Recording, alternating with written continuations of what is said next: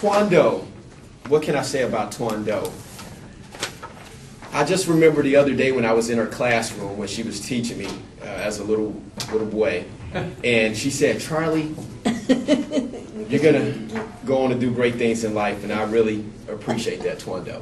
Now, this is the fictional side of making up a bio, so it's good to have those things before you start the meeting. So that's just a heads up, a public service announcement here. But nonetheless, Tuando has been a valuable member of this Toastmaster Club since she's came here. She has jumped right in, jumping on her speeches, and she's doing a wonderful job. We also kind of consider her like our video historian because she films like everything for us, the whole meeting. So if you ever want a tape, she says it's $5 to get that tape after, so talk to her. Please welcome Tuando.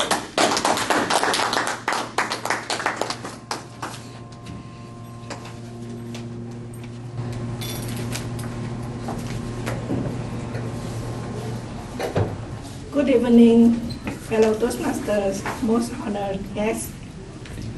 Have you ever seen the film Ghost by Demi Moore? Okay, so you will be familiar with the content of this book. Today I will talk about the content of this book that I talked about it a little bit the last time.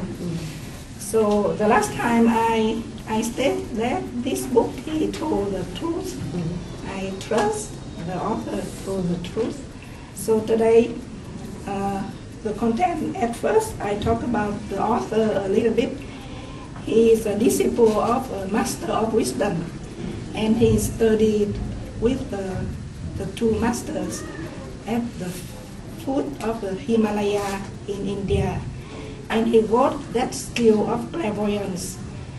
And he wrote this book, which is very valuable for the student of occultism. In this book, he has 9 chapters. The first one is what clairvoyance is. So I will talk a little bit about each chapter. The first one first. Why we have clairvoyance? Clairvoyance is like we can see things far away, or we can see things in a dream, etc., etc. Why that happens? It's because we are not the physical body only. We have several bodies, each inside our body also, one inside another, like the film Ghost, you see. So briefly, we have at least 3 bodies: the physical body, the astral body, and the mental body. Why are they one in the other? We imagine a glass of sand. You can put the water in it, and then you can blow some air in it too. So they are all the same, occupying the same space. It's the same as our bodies. When we die, we leave this physical body, and we will live in our astral body, which is a little bit thinner. And when that astral body dies, we'll live in our mental body, which is finer again. And then we'll reincarnate when we leave that mental body to become another child in the world, to learn the lesson of the world. So when you sleep, sometimes you leave the physical body there in the bed, and your consciousness are in the astral body to go around and see people deceased, people, or you see other people's astral body. Sometimes you wake up and you remember you have seen somebody that was died long ago. So you see their astral body. Clairvoyance is you can see all those kind of things. The second chapter is a simple clairvoyance.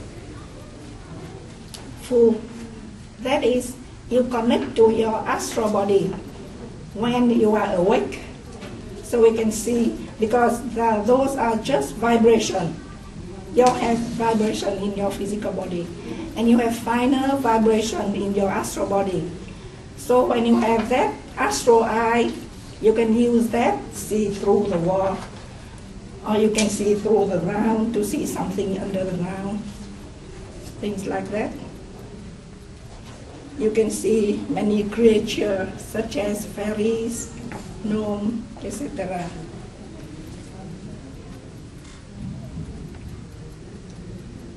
Simple clairvoyance, full, that is the second chapter. Third chapter, partial. Partial means that you do not have the full clairvoyance, but sometimes you see, sometimes you do not see. For example, when you are hypnotized, you can regress and you can see what happens in your previous life. That is partial, because sometimes it works, sometimes you don't have it.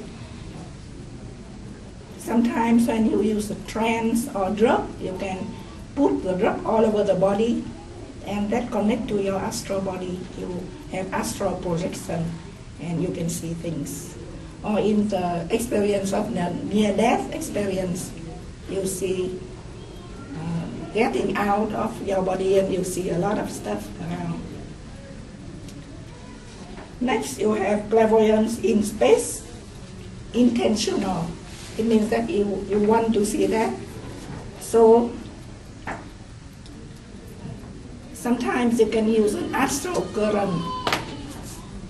For example, you have like a tube and you see far away. You have like a current, like a telescope, and you see something far away. And it can be small or it can be large, depending on how powerful you are. That is intentional. Next, you have semi-intentional. So you are not in control, but you can use like a crystal ball or a bowl of water or a drop of blood, a polished surface, so that you can look at that, gaze to that, and you see something happening in the future or something far away. Next, you have unintentional in space also, but you do not intend to see that. So if you see that in your dream, for example, or something very strong, like some people think of you very strongly, somebody lost the family member in a war, and that person, that deceased person, thought of her very strongly, and suddenly there is an appearance like you have a third eye and you see that person bloody. Number 7, clairvoyance in time. It means that it's not in space anymore, but in time. So you look at that in the past, something that happened long ago. In this case, you have something you call the Akashic record, because we are all the children of God, which is the solar logos, and everything we are inside his aura, and everything happened here, he knows. We just call he because I cannot use another word, but that solar logos knows, and everything is in some time of memory, something called Akasha record. And you look at that, you see things happen millions of years ago, because everything is like a library, contain everything.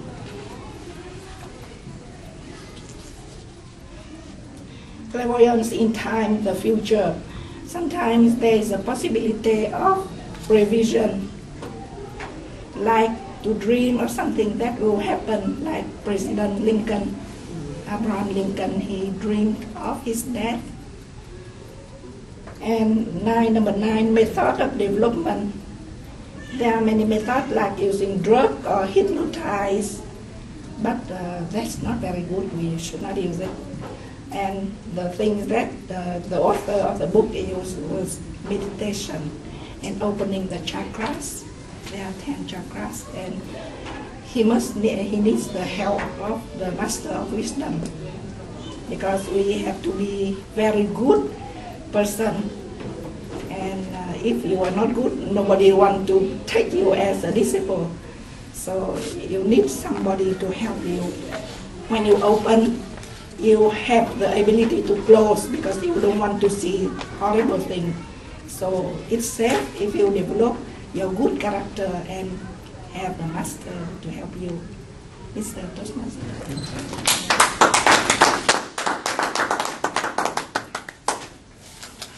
Thank you very much, dear Thuấn Do. Everybody just close your eyes for a quick second. Close your eyes. Take a deep breath in. Exhale it out. All right. All right, that was clairvoyance, unintentional there. So I just felt very enlightened. I didn't know anything about clairvoyance, and thank you for this information here at Master of Wisdom. It's some real deep stuff. I have to find out more about it. So thank you very much on a great speech there, Thuấn Do. Thank you. At this time, can we have our timer to give us a timer's report? Yes, Mr. Toastmaster. Bill spoke for 7 minutes and 26 seconds. He qualified. And Thuấn spoke for 9 minutes and 15 seconds, and she qualified as well. Right. You heard it, ladies and gentlemen. Both speakers qualified. So at this time, if you can take the opportunity to vote for who's going to take home our acclaimed trophy here of Best Speaker for this evening. It was a very fierce battle, very diverse subjects. You went from baseball to clairvoyance. So who's going to take home the trophy tonight? So please take the opportunity to vote for who is the best speaker for this evening. And while we're waiting on that, so we can have our evaluators time, we're going to take a 2-minute recess. Mr. Timer, if you can give us 2 minutes on the clock there. Yeah. So you can take this opportunity to go use the restroom. You could also go over and read a story for the kids. I'm pretty sure they'll like it. Our second evaluator for this evening is none other than Jonathan Lim. Please welcome Jonathan Lim.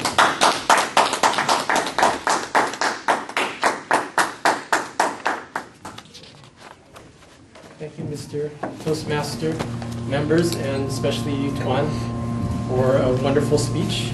Very informative, and I think I saw improvement too from the previous speeches. Thanks. So I'll just go over the manual topics here, since it was about your body speaks.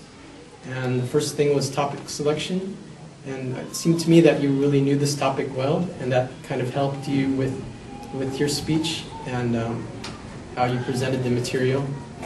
And I think you liked the material, you smiled, and you showed some emotion in your face and hands, and I think that really showed improvement in your speech. Preparation, excellent preparation. You had handouts, and you brought the visual aid with the book as well. So I think you did a wonderful job there.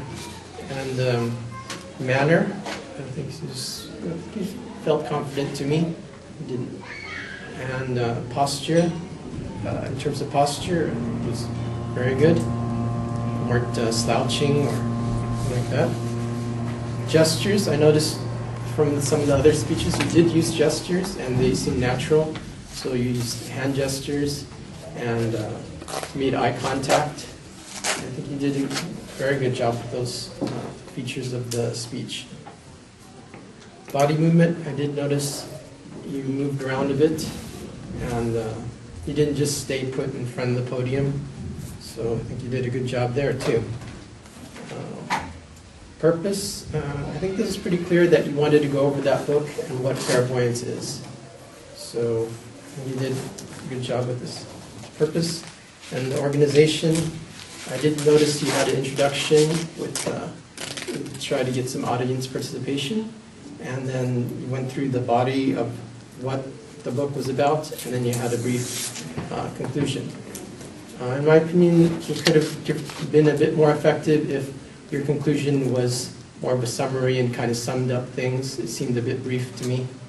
But overall, I think you showed a good amount of improvement with your eye contact, your facial expression, your gestures, and I think you did a wonderful job. And I appreciate it.